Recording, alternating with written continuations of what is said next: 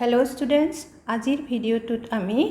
এটা ডাইইলেক্ট্ৰিক মেটেৰিয়েল এখন এক্সটাৰ্নাল ইলেক্ট্ৰিক ফিল্ডত থাকিলে হি কেনেকুৱা বিহেভ কৰে সেই বিষয়ে পঢ়িম। গতিকে প্ৰথমতে আমি জানিব লাগিব ডাইইলেক্ট্ৰিক কি। আমি জানো কণ্ডাক্টিভিটিৰ ওপৰত ডিপেন্ড কৰি মেটেৰিয়েল বিলাকক টু টাইপত ভগোৱা হৈছে, conducting and non conducting. Mainly এই দুটা পাৰ্টত আমি ভগাইছোঁ, কিছুমান মেটেৰিয়েল কণ্ডাক্টিং, কিছুমান নন কণ্ডাক্টিং। এই ডাইইলেক্ট্ৰিক বিলাক হৈছে নন কণ্ডাক্টিং মেটেৰিয়েল। কিছুমান নন কণ্ডাক্টিং মেটেৰিয়েলে কি কৰে, তাৰ মাজেদি কাৰেণ্ট এলাউ নকৰে, কিন্তু তাক যদি আমি এখন এক্সটাৰ্নেল ইলেক্ট্ৰিক ফিল্ডত ৰাখোঁ তেনেহ'লে সি তাৰ ভিতৰত এখন ইলেক্ট্ৰিক ফিল্ড ক্ৰিয়েট হয়। এক্সটাৰ্নেল ফিল্ডৰ অপজিট ডিৰেকশ্যনত এখন ইলেক্ট্ৰিক ফিল্ড ক্ৰিয়েট হয়। এনেকুৱা নন কণ্ডাক্টিং মেটেৰিয়েলবিলাকক কি বুলি কোৱা হয়, ডাইইলেক্ট্ৰিক বুলি কোৱা হয়। সি তাৰ মাজেদি কাৰেণ্ট এলাউ নকৰে, কিন্তু এক্সটাৰ্নেল ফিল্ডত ৰাখিলে তাৰ ভিতৰত কি হয়, ইলেক্ট্ৰিক ফিল্ড ক্ৰিয়েট হয়। গতিকে সেইবিলাকক কি কোৱা হয়, ডাইইলেক্ট্ৰিক বুলি কোৱা হয়। ডাইইলেক্ট্ৰিক আমি এনেকৈ ক'ব পাৰোঁ, ডাইইলেক্ট্ৰিক, ডায়া প্লাছ ইলেক্ট্ৰিক। এতিয়া এনেকুৱা ডাইইলেক্ট্ৰিক মেটেৰিয়েল টু টাইপছৰ আছে। There are two types of dielectric material. এটা হৈছে পোলাৰ আৰু এটা হৈছে নন পোলাৰ। নন পোলাৰ মলিকুলবিলাক কেনেকুৱা, নন পোলাৰ যিটো ডাইইলেক্ট্ৰিক সেইটো কেনেকুৱা যে যেতিয়া এটা মলিকুল দুটা চিমেট্ৰিক এটমৰ কম্বিনেশ্যনত হয়, চিমেট্ৰিক এটমৰ কম্বিনেশ্যনত হোৱা মলিকুলবিলাক তোমাৰ কি হয়, নন পোলাৰ হয়। নন পোলাৰ হয়, যেনে আমি এক্সাম্পল হিচাপে আমি ল'ব পাৰোঁ তোমাৰ অক্সিজেন, হাইড্ৰজেন, নাইট্ৰজেন, এইবিলাক আমি ল'ব পাৰোঁ, কাৰ্বন ডাই অক্সাইড, এইবিলাক আমাৰ নন পোলাৰ মলিকুলৰ এক্সাম্পল। আচ্ছা, নন পোলাৰ মলিকুলত কি হয় যে চেণ্টাৰ অফ পজিটিভ চাৰ্জ আৰু চেণ্টাৰ অফ নিগেটিভ চাৰ্জ একে ঠাইতে এক্সিষ্ট কৰে, এটা পইণ্টতে থাকে। আমি ধৰা প্ৰথমতে অক্সিজেনৰ এক্সাম্পলটো লৈ চাওঁ। আমি অক্সিজেনৰ এক্সাম্পলটো ল'লোঁ। অক্সিজেন মলিকুল এটা হ'বলৈ দুটা অক্সিজেন এটম লগ হয়। অক্সিজেন এটম দুটা লগ হ'ল, লগ হৈ পেলাই কি হয়, অক্সিজেন মলিকুল হয়। এই দুইটা এটমে কি চিমেট্ৰিক। এতিয়া ইহঁতৰ নিউক্লিয়াছত কি থাকে, পজিটিভ চাৰ্জ থাকে, আৰু নিগেটিভ চাৰ্জবিলাক কি হয়, ইহঁতৰ ইয়াত মুভ কৰি থাকে। তেনেহ'লে পজিটিভ চাৰ্জ যিহেতু দুইটা তোমাৰ চিমেট্ৰিক এটম, গতিকে ইয়াত যিটো পজিটিভ চাৰ্জ যিমান আছে ইয়াতো পজিটিভ চাৰ্জ সিমান থাকিব। এতিয়া এই দুইটা পজিটিভ চাৰ্জৰ যদি আমি চেণ্টাৰ উলিয়াওঁ, যেনেকৈ আমি চেণ্টাৰ অফ মাছ উলিয়াইছিলোঁ, সেনেকৈ যদি আমি চেণ্টাৰ অফ চাৰ্জ উলিয়াওঁ, তেনেহ'লে সেই চেণ্টাৰ অফ চাৰ্জটো ক'ত থাকিব, এই মিডিল পইণ্টটোত থাকিব। য'ত দুইটা কম্বাইন হৈ আছে সেই পইণ্টটোত আমি কি পাম, পজিটিভ চেণ্টাৰ অফ পজিটিভ চাৰ্জটো পাম। আৰু নিগেটিভ চাৰ্জ কি হয়, নিগেটিভ চাৰ্জবিলাক তাত ৰৈ নাথাকে, নিগেটিভ চাৰ্জবিলাক কি কৰি থাকে, মুভ কৰি থাকে। গতিকে নিগেটিভ চাৰ্জটো ইয়াত আছে নে ইয়াত আছে নে ইয়াত আছে আমি ক'ব নোৱাৰোঁ, হয়নে নহয়? আমি তাৰ একজাক্ট পজিশ্যনটো ক'ব নোৱাৰোঁ। সেইকাৰণে কি কৰা হয়, নিগেটিভ চাৰ্জৰ ক্ষেত্ৰত প্ৰবেবিলিটি ডেঞ্চিটিটো লোৱা হয়।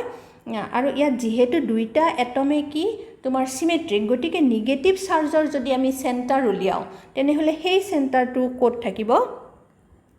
সেই চেণ্টাৰটো তোমাৰ থাকিব ইয়াতে থাকিব। ইয়াতে পজিটিভ, ইয়াতে নিগেটিভ, অৰ্থাৎ চেণ্টাৰ অফ পজিটিভ চাৰ্জ আৰু চেণ্টাৰ অফ নিগেটিভ চাৰ্জ একে ঠাইতে এক্সিষ্ট কৰিব। আমি যদি মলিকুলটো ড্ৰ কৰোঁ, এনেকুৱা হ'ব, ইয়াত তোমাৰ পজিটিভ আৰু নিগেটিভ চাৰ্জৰ চেণ্টাৰ একেলগে থাকিব। এতিয়া এটা এটম বা এটা মলিকুল হ'ল, তাত কি থাকে, যিমান পজিটিভ চাৰ্জ থাকে সিমান নিগেটিভ চাৰ্জো থাকে, equal amount of positive and negative charge থাকে। গতিকে ইয়াত আমাৰ পজিটিভ চাৰ্জ আৰু নিগেটিভ চাৰ্জ দেখাইছোঁ, এই দুটাৰ এমাউণ্ট ইকুৱেল, মানে মেগনিটিউডটো ইকুৱেল, বাট এটা পজিটিভ এটা নিগেটিভ। আৰু আমি জানো যেতিয়া ইকুৱেল এমাউণ্টৰ পজিটিভ আৰু এটা নিগেটিভ চাৰ্জ আমি এটা ছেপাৰেশ্যনত ৰাখোঁ, তেনেহ'লে সি কি হয়, এটা ডাইপল হয়। গতিকে আমি ইয়াকো এটা ডাইপল বুলি ভাবিব পাৰোঁ কিন্তু আমাৰ কি হ'ব এই যেটো মলিকুল হ'ব ইয়াত যেহেতু পজিটিভ আৰু নিগেটিভ চাৰ্জ এটা পইণ্টতে আছে গতিকে তাৰ যদি আমি ডাইপল মোমেন্টৰ কথা ভাবিব যাওঁ হেতু কি হ'ব 0 হ'ব কাৰণ ডাইপল মোমেন্টক আমি কেনেকৈ লিখো dipole moment p equal to আমাৰ q ইনটু টুৱাইচ l য'ত q আমাৰ কি q হৈছে ইয়াৰে যিকোনো এটা চাৰ্জ আৰু ম্যাগনিটিউড অফ চাৰ্জ আৰু টুৱাইচ l হৈছে চাৰ্জ দুটাৰ মাজৰ ডিসটেন্স বা সেপাৰেশন ইয়াত যেহেতু সেপাৰেশনটো 0 টুৱাইচ l যেহেতু 0 গতিকে p 0 তাৰ মানে নন পোলাৰ মলিকুল এটাই কি নকৰে ডাইপলৰ নিচিনা বিহেভ নকৰে কাৰণ তাৰ পজিটিভ আৰু নিগেটিভ চাৰ্জ দুটা একে ঠাইতে মানে সেন্টাৰ অফ পজিটিভ চাৰ্জ আৰু নিগেটিভ চাৰ্জ একে ঠাইতে থাকে ঠিক আছে এতিয়া আমি পোলাৰ মলিকুলৰ কথালৈ আহো পোলাৰ মলিকুলত কি হয়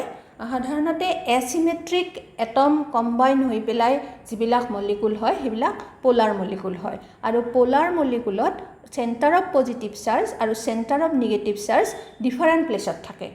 একে জায়গাত নাথাকে বেলেগ বেলেগকে থাকে ফৰ এক্সাম্পল আমি ল'ব পাৰো HCl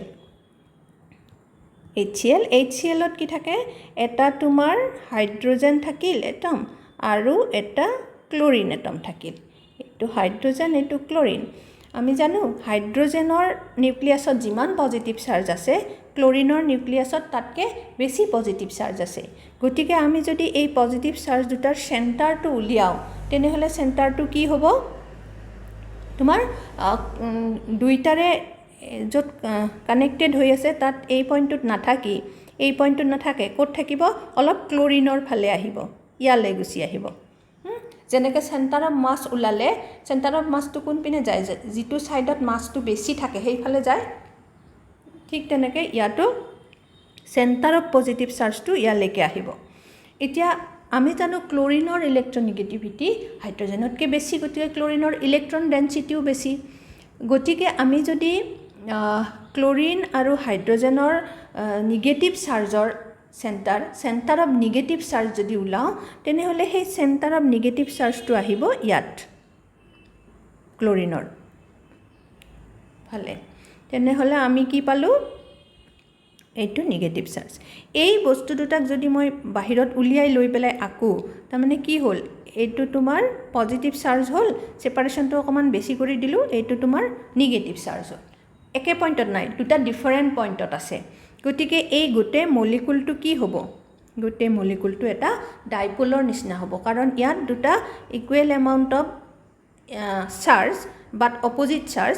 equal and opposite charge এটা সাৰ্টেন ডিসটেন্সত আছে গতিকে ই এটা ডাইপোল হৈছে আৰু ইয়াৰ যেটো ডাইপোল মোমেন্ট এই ডাইপোল মোমেন্টটো নট ইকুৱেল টু 0 মানে সাম ডাইপোল মোমেন্ট ইয়াত থাকিব গতিকে আমি ইয়াত এটা পাৰ্মানেন্ট ডাইপোল মোমেন্ট থাকিব মানে পোলাৰ মলিকুলৰ ক্ষেত্ৰত আমি কি পাওঁ যে তাৰ এটা পাৰ্মানেন্ট ডাইপোল মোমেন্ট থাকে এতিয়া তোমালোকে গম পালা পোলাৰ মলিকুলটো কি আমি পোলাৰ মলিকুলৰ আৰু এক্সাম্পল ল'ব পাৰো আমি এটা পালো HCl তাৰ পাছত তুমি ল'ব পাৰা H2O অ্যামোনিয়া ল'ব পাৰা এইবিলাক হ'ল তোমাৰ পোলাৰ মলিকুল এতিয়া আমি গম পালো যে আমাৰ ডাইইলেক্ট্ৰিক টু টাইপছৰ আছে পোলাৰ এণ্ড নন পোলাৰ পোলাৰত কি হয় নন পোলাৰত প্ৰথমতে নন পোলাৰত কি হয় যে নন পোলাৰত মলিকুলটোৰ centre of positive charge and centre of negative charge একেলগে থাকে গতিকে তাৰ ডাইপোল মোমেন্ট নাথাকে 0 হয় আৰু হি ডাইপোলৰ নিচিনা বিহেভ নকৰে আৰু পোলাৰ মলিকুলত কি হয় সেন্টাৰ অফ পজিটিভ চাৰ্জ আৰু সেন্টাৰ অফ নিগেটিভ চাৰ্জ সেপাৰেটেড হৈ থাকে গতিকে হি এটা ডাইপোলৰ নিচিনা বিহেভ কৰে আৰু তাৰ এটা পাৰ্মানেন্ট ডাইপোল মোমেন্ট থাকে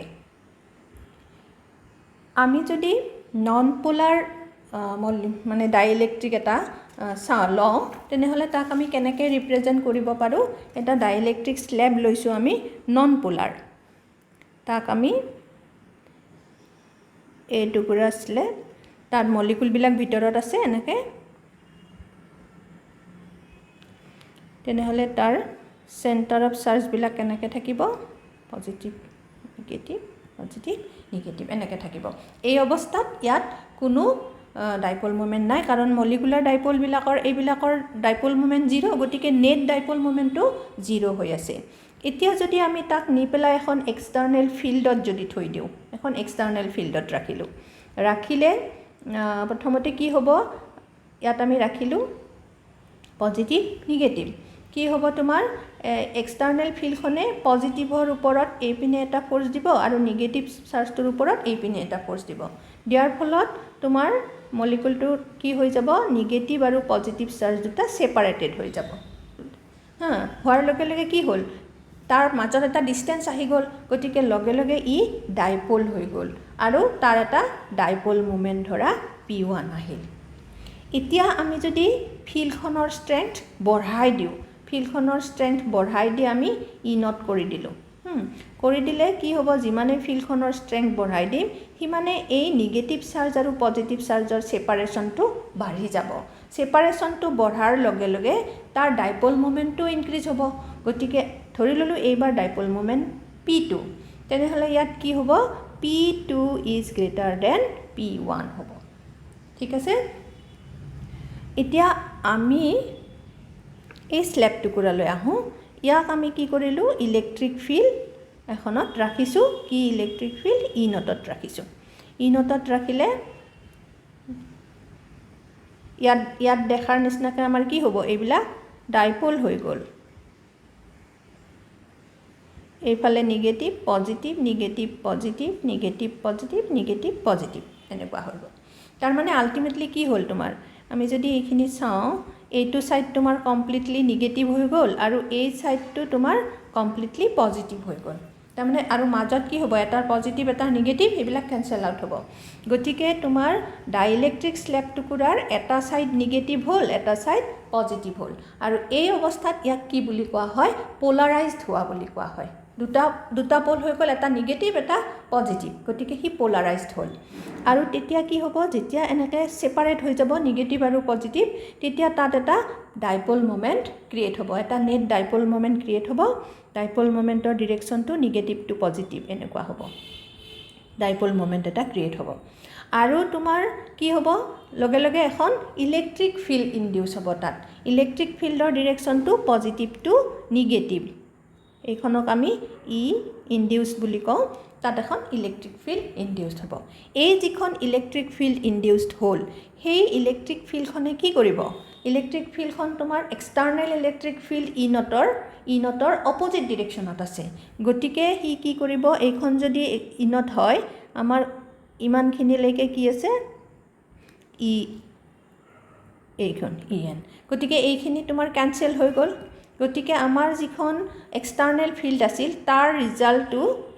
ৰিজাল্টেণ্টটো এইখিনিহে থাকিল। তাৰমানে আমি যদি ডাইইলেক্ট্ৰিকটো এখন ইলেক্ট্ৰিক ফিল্ডত ৰাখাৰ ফলত কি হ'ব, যিখন এক্সটাৰ্নেল ইলেক্ট্ৰিক ফিল্ড আছিল সেইখন ডিক্ৰিজ হৈ যাব, তাৰ ষ্ট্ৰেংথটো ডিক্ৰিজ হ'ব। ঠিক আছে। এতিয়া আমি এইটো গ'ল আমাৰ নন পোলাৰ। আমি পোলাৰৰ কথালৈ আহোঁ। যদি আমি পোলাৰ মলিকুল লওঁ, পোলাৰ ডাইইলেক্ট্ৰিক লওঁ, পোলাৰ এনেকুৱা ল'লোঁ। এতিয়া পোলাৰ ডাইইলেক্ট্ৰিকত কি হয়, যিবিলাক মলিকুল আছে সিহঁত অলৰেডি ডাইপল, সিহঁতৰ একোটা পাৰ্মানেণ্ট ডাইপল মোমেণ্ট আছে, কিন্তু সিহঁতে ডাইইলেক্ট্ৰিক টুকুৰাৰ ভিতৰত সিহঁতৰ যিটো অৰিয়েণ্টেশ্যন সেইটো ৰেণ্ডম হৈ থাকে। তাৰমানে সিহঁতে তোমাৰ এনেকুৱাকৈ থাকিব, ধৰা এনেকুৱাকৈ থাকিল ৰেণ্ডমলি। তাৰমানে ধৰা ইয়াৰ তোমাৰ নিগেটিভটো ইয়াত আছে, পজিটিভটো ইয়াত আছে, ইয়াৰ নিগেটিভ ইয়াত, পজিটিভ ইয়াত, ইয়াৰ পজিটিভ ইয়াত, নিগেটিভ ইয়াত, ইয়াৰ পজিটিভ ইয়াত, নিগেটিভ ইয়াত, এনেকৈ আছে। থাকিলে তোমাৰ তাহাঁতৰ যিবিলাক ডাইপল মোমেণ্ট সেইবিলাক কেনেকুৱা হ'ব, ইয়াৰ ডাইপল মোমেণ্টৰ ডিৰেকশ্যন এইটো, ইয়াৰ এইটো, ইয়াৰ এইটো, ইয়াৰ এইটো। মানে তাহাঁতৰ অৰিয়েণ্টেশ্যনটো, মলিকুলবিলাকৰ অৰিয়েণ্টেশ্যনটো ৰেণ্ডম হোৱা কাৰণে তাহাঁতৰ যিটো ডাইপল মোমেণ্ট আছিল সেই ডাইপল মোমেণ্টৰ ডিৰেকশ্যনবিলাকো ৰেণ্ডম হয়। ফলত কি হয়, এটাই আনটোক কেঞ্চেল আউট কৰে আৰু যিটো নেট ডাইপল মোমেণ্ট সেইটো 0 হৈ থাকে সাধাৰণ অৱস্থাত। এতিয়া ইয়াক যদি আমি নি পেলাই কি কৰোঁ, আগৰ নিচিনাকৈ এখন এক্সটাৰ্নেল ফিল্ডত যদি ৰাখোঁ, এক্সটাৰ্নেল ফিল্ডত ৰাখিলোঁ মই এটা মলিকুল কি প্ৰথমতে দেখাইছোঁ এইটো ইয়াত এক্সটাৰ্নেল ফিল্ড এখনত ৰাখিছোঁ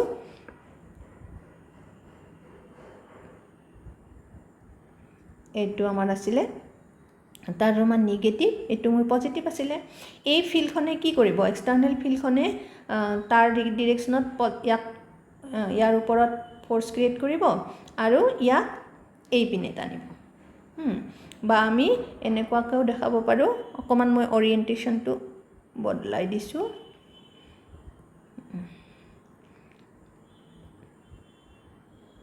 এনেকৈ আছে ধৰা এইটো পজিটিভ এইটো নিগেটিভ তেতিয়াহ'লে ইয়াৰ ওপৰত এনেকৈ ফ'ৰ্চ হ'ব ইয়াৰ ওপৰত এনেকৈ ফ'ৰ্চ হ'ব হ'লে কি হ'ব আল্টিমেটলি তাৰ ওপৰত এটা টৰ্ক ক্ৰিয়েট হ'ব আৰু সেই টৰ্কটোৱে কি কৰিব তাৰ অৰিয়েণ্টেশ্যনটো চেঞ্জ কৰিব এই মলিকুলটোৰ অৰিয়েণ্টেশ্যনটো চেঞ্জ কৰি তাক কি কৰিব তাক ফিল্ডৰ ডিৰেকশ্যনত তাক এলাইন কৰিবলৈ চেষ্টা কৰিব এলাইন কৰিবলৈ ট্ৰাই কৰিব কিহৰ কাৰণে এই এক্সটাৰ্নেল ফিল্ডখনৰ কাৰণে তেনেহ'লে আমি যদি তাক এক্সটাৰ্নেল ফিল্ড ধৰা প্ৰথমতে আমি এখন এক্সটাৰ্নেল ফিল্ড E1ত ৰাখিলোঁ E1ত ৰাখিলে কি হ'ব তাৰ এই যিবিলাক আছিল ইহঁতে এনেকুৱা হ'ব এইটো তোমাৰ নিগেটিভ এইটো positive negative positive negative positive negative positive এনেকুৱা হ'ব হ'লে তাহাঁতৰ যিটো ডাইপল মোমেণ্টৰ ডিৰেকশ্যন এনেকুৱা হৈ গ'ল এনেকুৱা হৈ গ'ল তাৰমানে তোমাৰ ডাইপল মোমেণ্টবিলাক চোৱা এটা ছাইডত এলাইন হ'বলৈ গৈ আছে কমপ্লিটলি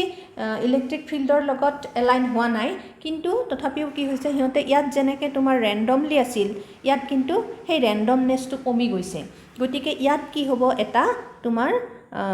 মানে পাৰ্মানেণ্ট ইয়াত নেট হেৰি আহিব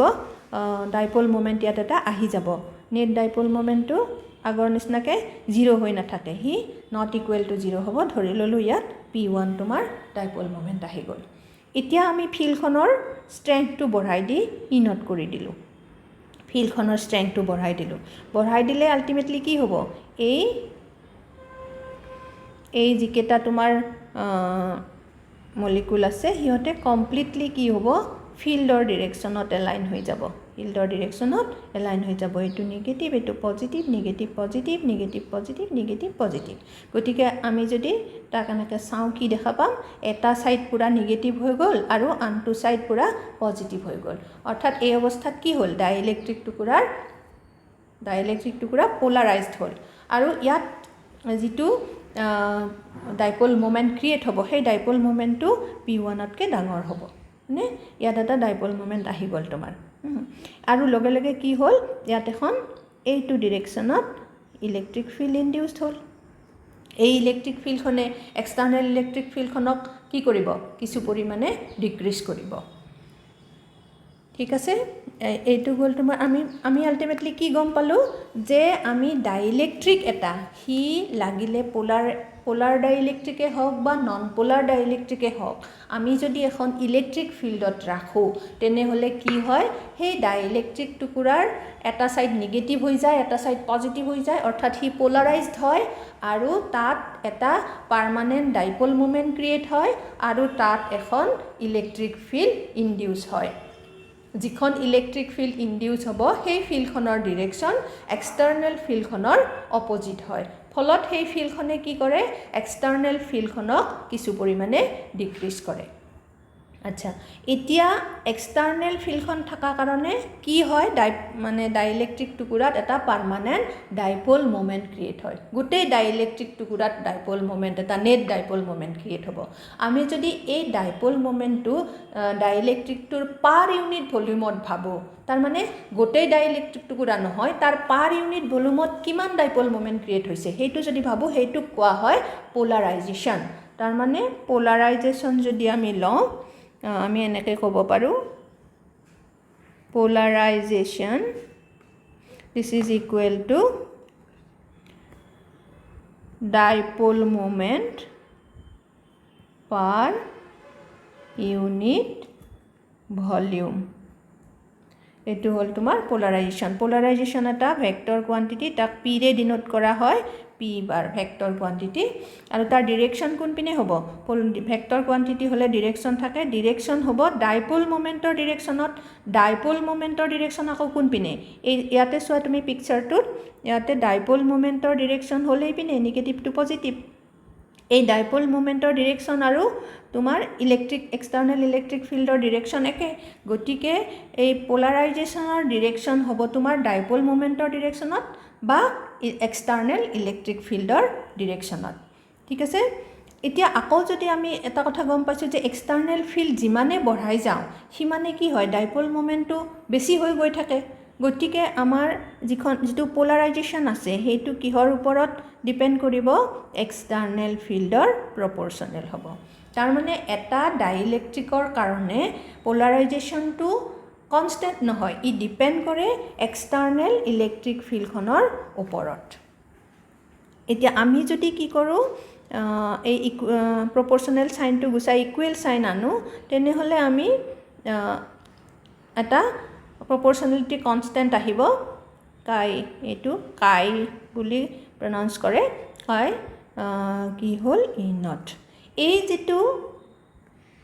প্ৰপৰ্চনেলিটি কনষ্টেণ্ট ইয়াক কোৱা হয় ইলেক্ট্ৰিক